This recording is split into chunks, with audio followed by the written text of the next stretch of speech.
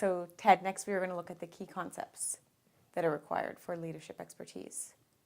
What are some of these key concepts? Well, I think some of the key concepts are these. Okay, the first one is understanding the leadership and management tasks that people are going to have to use in your organization. So understanding what those tasks are will vary with the kind of organization you're in. Of course, if you're in a yeah. sport one or a recreation one or a university or high school, elementary, it's going to depend on the situation. The second thing is for you to understand what knowledge and skills and attitudes your fellow workers have, okay? Okay. And an understanding of the people who are the potential human resources in that organization. Another area is in terms of concepts, is understanding the social and the physical environment you're in. Is it a very tough budget time? Is it a time when there is lots of opportunity for support?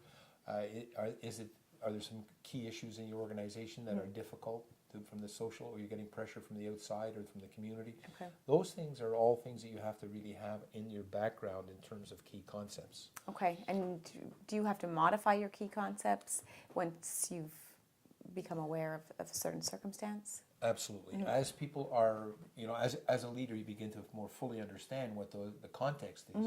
And as you understand that situation, you really do have a deeper appreciation and a deeper understanding of all of the things in a situation that have to be considered when you're the leader. Now, what I think as well, there's some very key kinds of leadership concepts that are related to leading in a situation. Okay. I'll give you some examples of my own, okay? Building a shared vision, okay, that fosters a progressive and a positive kind of organizational culture where people can work together, okay? You wouldn't be surprised to see that I think teamwork is important in that area, okay? Second area would be developing the leadership capacity of other people.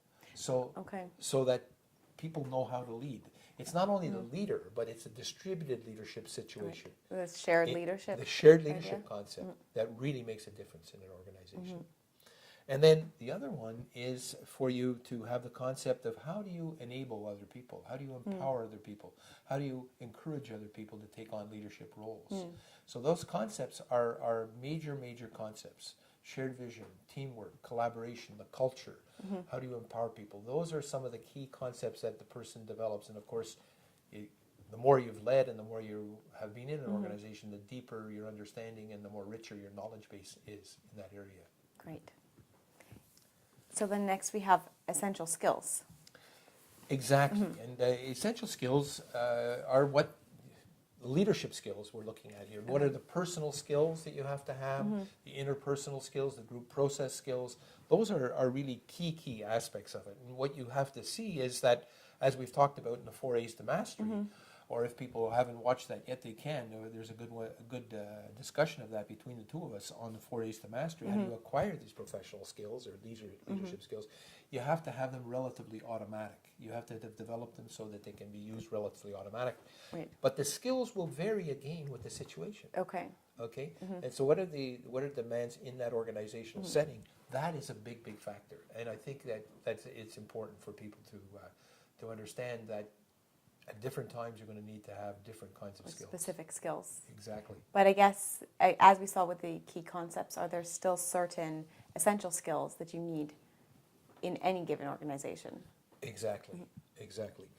My first one, listening, and listening some more. And we have a number of materials available on We have some very good ones. We have My Confession and also the way we can enhance listening. Second one, building effective groups and effective teams. Teamwork. Really important area. Planning and sharing meetings.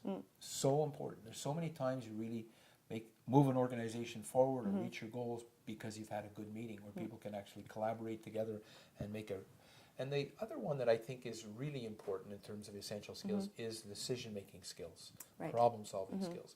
How do you make decisions? And we've talked about that, the different types of decision-making skills. We talked about 7 of them, and my emphasis on the value of consensus and consensus-building skills. So basically, those are the essential skills that I think people need to really think about and develop. Great.